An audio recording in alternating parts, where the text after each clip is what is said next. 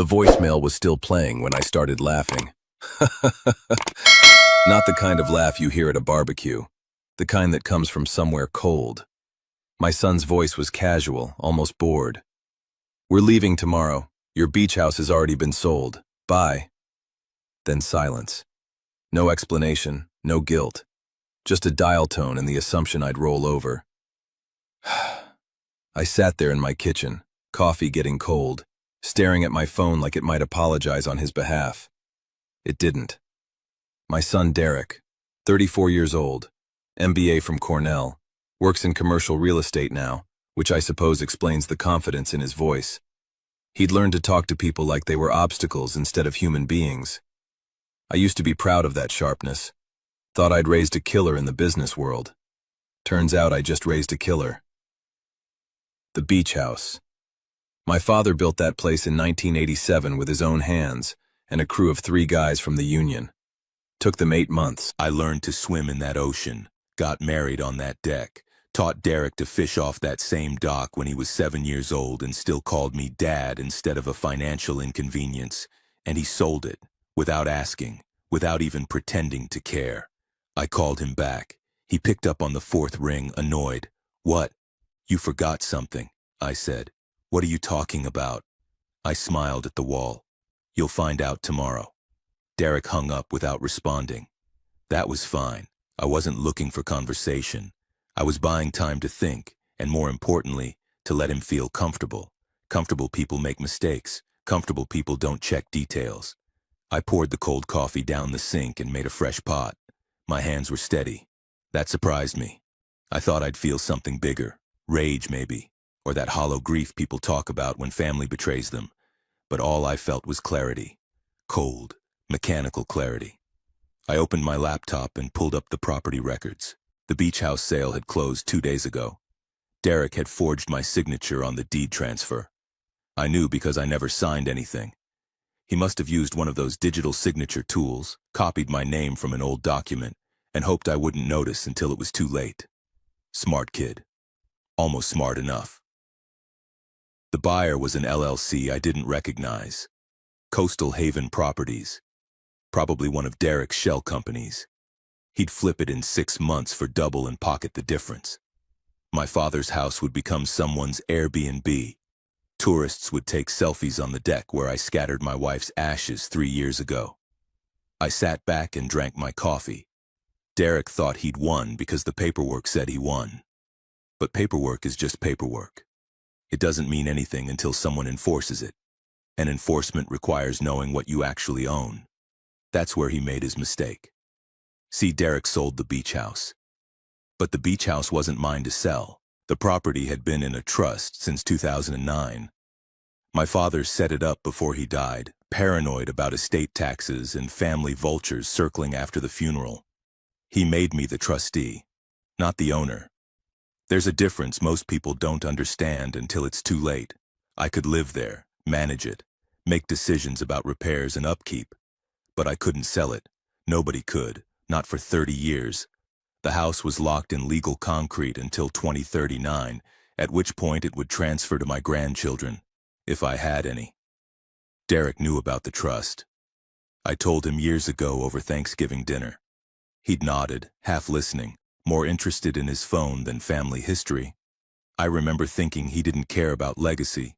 Turns out he cared. He just thought he could work around it. He couldn't, which meant the sale he just closed was invalid. The deed transfer was worthless. Coastal Haven Properties now thought they owned a beachfront property worth $1.8 million.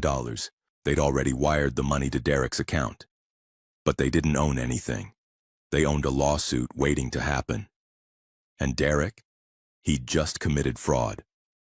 I could have called him right then, explained the situation, given him a chance to fix it before the buyer's attorney noticed. A good father would have done that.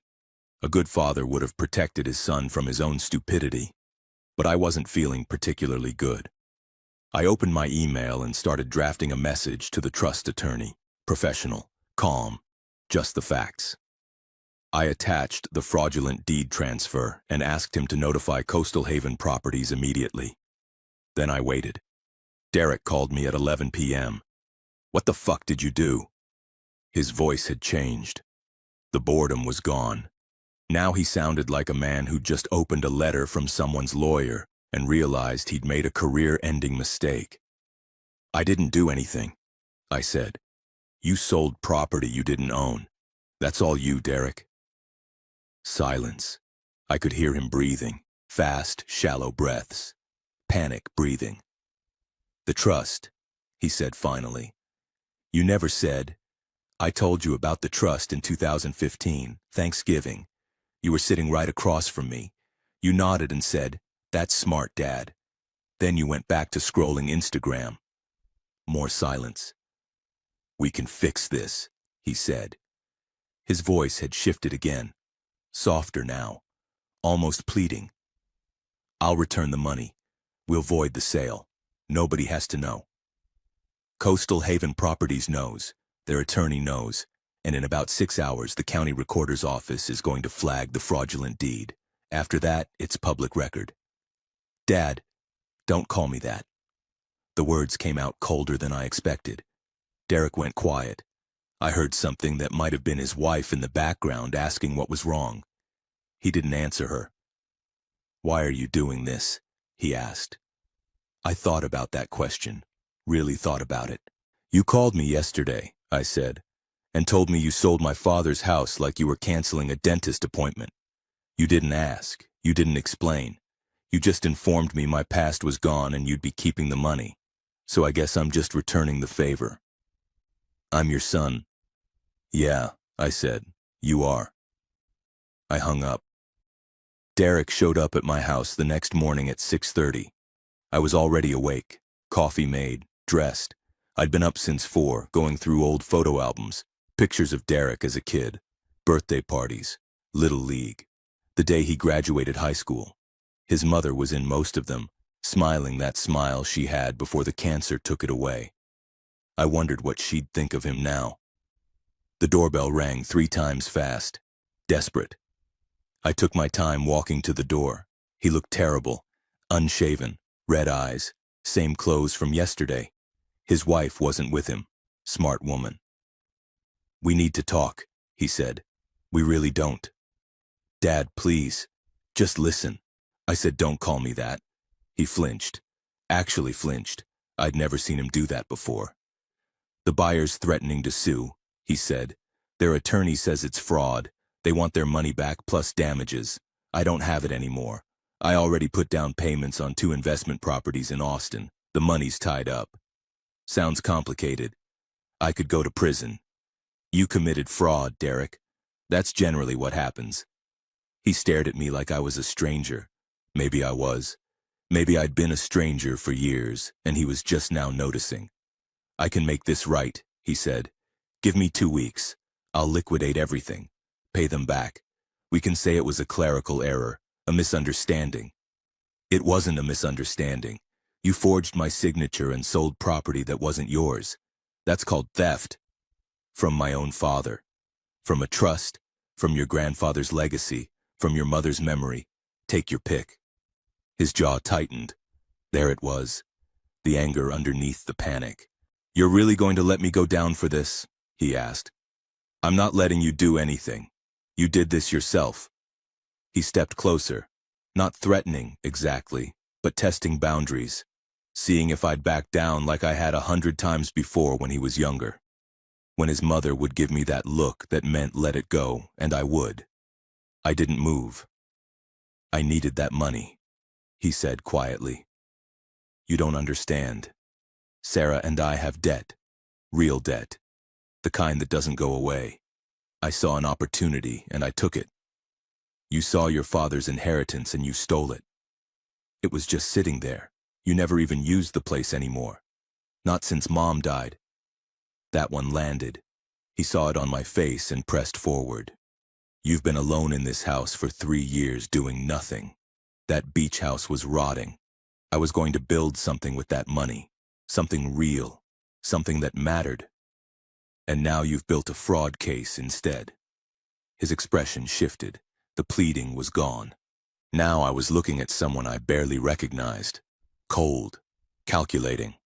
The version of Derek that closed business deals and didn't think about the people on the other side. "You could fix this," he said. "One phone call to the trust attorney. Tell him you authorized the sale, that it was a miscommunication, they'd believe you." "Why would I do that?" "Because I'm your son." "You keep saying that like it means something." He was quiet for a long moment. Then he nodded slowly, like he'd just made a decision. "Fine," he said. "Then I guess we're done here." He turned and walked back to his car. I watched him drive away. The lawsuit hit Derek 4 days later. Coastal Haven Properties wasn't interested in settlements or explanations. Their attorney filed criminal charges for fraud and civil suits for damages. The local news picked it up because the sale involved waterfront property and people love a good real estate scandal. Derek's face was on the evening news by Thursday. Local realtor accused of fraud in beach house sale. They used his LinkedIn photo. He was smiling in it, confident, wearing that expensive suit he bought last year. His firm put him on administrative leave the same day. By Friday, they'd quietly removed his name from their website. I didn't watch the news. My neighbor Carol called and told me about it, her voice heavy with concern. "I saw that story about Derek. Are you okay? Do you need anything?" "I'm fine," I told her. "But thank you." She paused. "He's still your son?" "Yeah," I said. "He is." Sarah called me Saturday morning. Derek's wife. She was crying, which I expected. What I didn't expect was the anger underneath it. "You could stop this," she said. "You know you could. One statement from you and this all goes away." "It doesn't work like that." "Yes, it does. You're choosing to let him suffer. He chose to commit fraud. He made a mistake. People make mistakes. You're his father. You're supposed to protect him." I thought about that. About all the times I'd protected him, covered for him, made excuses, smoothed things over. All the little lessons I'd accidentally taught him about how consequences were negotiable if you knew the right person. "I protected him too much already," I said. "That's how we got here." She hung up without saying goodbye. Derek pleaded guilty 3 months later. His attorney negotiated it down to criminal fraud and restitution. No prison time, but 5 years probation, community service, and a felony record that meant his real estate career was finished. He'd have to pay back Coastal Haven Properties in installments for the next decade. I heard about it through Carol again. She'd seen it online. I didn't go to the sentencing, didn't call, didn't write. Some people thought that made me cruel. My brother stopped speaking to me, said I destroyed my own son over pride. Maybe he was right. Maybe I should have been the bigger man. Forgiven him, helped him fix his mistake. But I kept thinking about that voicemail, the casual tone, the assumption that I didn't matter enough to consult, that my father's house, my wife's memory, my entire past could be erased with a phone call and a forged signature. Not out of malice, out of indifference. That's what hurt most, not the theft, the indifference. I sold my house last month. Too many memories, too much quiet.